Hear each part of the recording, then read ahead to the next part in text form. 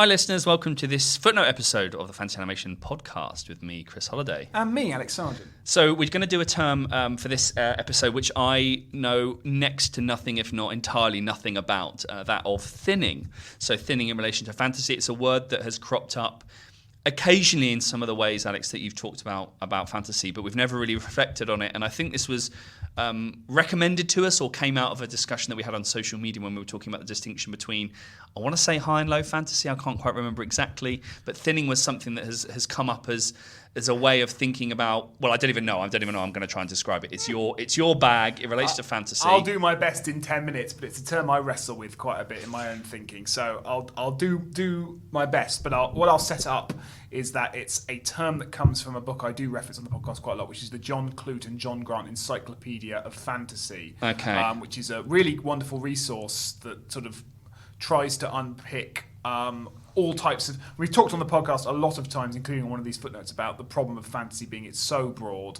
that it needs kind of pinning down, and there are so many terms out there that help to pin down the various strategies that are going on in fantasy, and this is one of them. Okay. It's an interesting one in many ways, but one that offers up a lot of provocations, but I'm not necessarily sure provides that many solutions either. Okay, so I'm definitely all at sea with this one. So I'm going to start the timer. You've got 10 minutes to talk to me about thinning in relation to fantasy narrative storytelling. I will start now. Okay, so basically, the term, as John Clute defines it, is trying to get at a thing going on in a lot of fantasy novels, whereby fantasy novels often articulate through the fantastic a sense of loss or decline or a desire for restoration.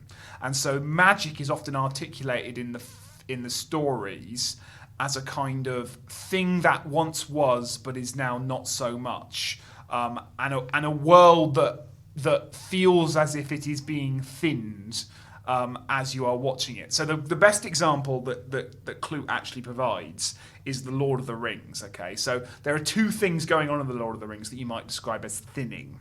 The first is that the story itself is a story that attempts to kind of restore a past, right? It's a story about a world gone wrong, right? The Dark Lord is taking over, the world is getting worse and worse and worse, and the whole point of the narrative is to restore the world to the world as it should be. The same thing happens in like the Chronicles of Narnia, right?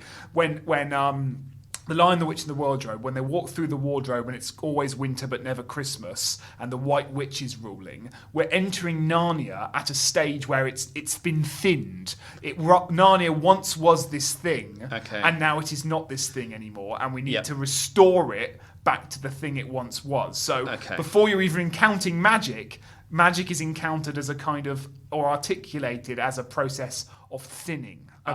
So a couple of things. So it is both a element of narrative, i.e. it's often a narrative device in service of drama and jeopardy and stakes. But it is also a condition of the world, of fictional world. Yes, exactly. So Tolkien's Lord of the Rings is they're trying to restore Middle-earth to a lost sense. But also, the films start with a quote from Galadriel, and it says, "The world has changed. I feel it in the water. I smell it in the air. Much that once was is lost, for none now who live who remember it." Okay, so there's this sense that the world has died, and there's this whole thing going on in Lord of the Rings about the elves leaving, and that doesn't, the world is dying. And needs restoring, but even the restoration won't restore it to its former glory. So basically, what John Clute articulates is this recurring motif in fantasy, and he calls it like fantasy tales can be described in part as fables of recovery. What you then do with that becomes the really kind of thought-provoking thing, because a lot's been written about fantasy. Is fantasy conservative? Because you can argue that Tolkien stories, Chronicles of Narnia, they're all about trying to restore a lost sense of glory, which could play into quite right-wing conservative rhetoric. Making America great again. America great again. Make Middle-earth great America again. has been thinned. Britain is thinning, this idea. So there is that element of it, but you could also read it as like fantasy is needed to replace that which is lost. right? If the world is fat and full, you don't need the fantasy. So fantasy is always kind of melancholic and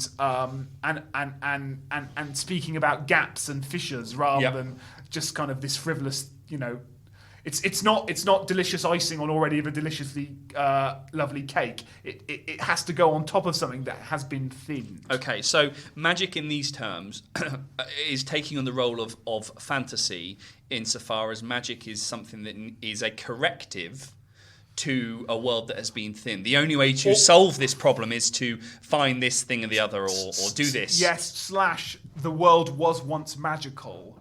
And it no longer is. Okay, so magic is both the thing that's absent, but also the thing that could then solve the problem. So I would tie it to, and I'm not necessarily sure Clute does this, because it's a very short encyclopedic entry this is all coming out of. The whole point, fantasy literature comes out of a process of perceived thinning, because fantasy literature in the Western tradition emerges out of the Enlightenment, the move towards scientific rationalism, and the birth of Romanticism with a capital R. And Romanticism articulates a world that once was, that has been lost, the world of imagination. The whole romantic position of the child. Essentially, childhood is a process of thinning, right? You have this incredibly blissful and euphoric relationship with the world, unchained, and then you are thinned as an adult into something missing. It's a line from Lord of the Rings where it's quite a throwaway one, but Bilbo Baggins says something like, "I feel thin like butter spread over too much bread." There's something missing. There's something stretched. There's something that fantasy can fulfill and provide the solution to. Okay, so it seems like if we think of classical Hollywood narration and that sort of equilibrium, disruption, and then restoration of a different kind of, in brackets, equilibrium. You're saying that fantasy stories often remove the first equilibrium and enter us into the disruption from the start.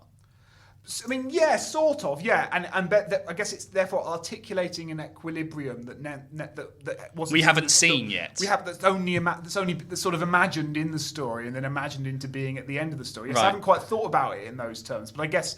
Yeah, to an extent, you don't get to see Narnia in all its glory, you just hear about it. You don't get to see Middle-earth in all its glory, you just have to wait for Amazon, apparently, to make the series, Okay. Yeah, well, no, because I was thinking about the relationship to sort of fantasy franchises, and you mentioned the Amazon show and the way in which franchises now have an important role to play in relation to thinning, because they're doing the job of...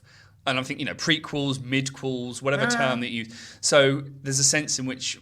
And I'm interested that now thinning is almost becoming increasingly impossible as a storytelling device, because there's always going to be a prequel, or there could be a prequel that shows you life before the thinning occurred, and so it's perhaps I don't know whether it's watering down that effect, because now there's multimedia. Well, you say yes, but then if you think about it, like Woody is thinned at the start of Toy Story, Andy has faded from his foot. There is a past that has been lived. And Toy Story 2 is all kind of about him coming to terms with a thinning that has occurred from him. Always talk about animation. A toy. Star Wars is, the first films are thinned. They are, we start at the point of the Empire, not at the point of the Galactic Republic. Yeah. So yes, there's a narrative filling it in that these things can do, but I'm not sure that alters the rhetoric too much. As I say, I think this is all quite cryptic in Clute's original definition. I think the term is interesting, but I think it asks more questions than it answers, because I'm not sure what you do with that. That motif that's there. It's sort of an interesting way of thinking through the function of fantasy in these stories, and it encourages us to fill in the gaps almost, or to make something whole again through the fantastic. Yeah, I suppose there are so many genres: action, spy, superhero, that begin with equilibrium, and in order to have you have the disruption, so that you have that propels the plot forward. Yes, I guess it's the point is it's not just about these individual characters. There's a sense that the world has lost something. Yeah. And needs to get that thing back. So that's the difference between the first Avengers and Avengers Endgame, because you would join Avengers Endgame and the world has been thinned because half of the population have disappeared. Yes. So that puts you in a different position than the first Avengers, where there is no nostalgia for a world that once was. Okay, but I would say actually a better way of thinking about thinning is less literal and more kind of atmospheric. Okay. Because an actually better example would be, say, like Thor, when we move from Asgard to the human realm. Yep. The world has been thinned, right? The world now makes more sense. It's the world that we know. It's the world of Darcy and wisecracking and screens and things. But there's a sense that something more intense and richer was going on in Asgard. Right. And we've lost the world's. We're in a thinner world now. There's less butter and more bread. Okay. You know. We've got 1 minute left. Oh, God, So yeah. give me some sources, because I was actually thinking as you were talking, types of fantasy, given that fantasy seems to traverse different kinds of categories from your intrusive to your immersive to your portal quest.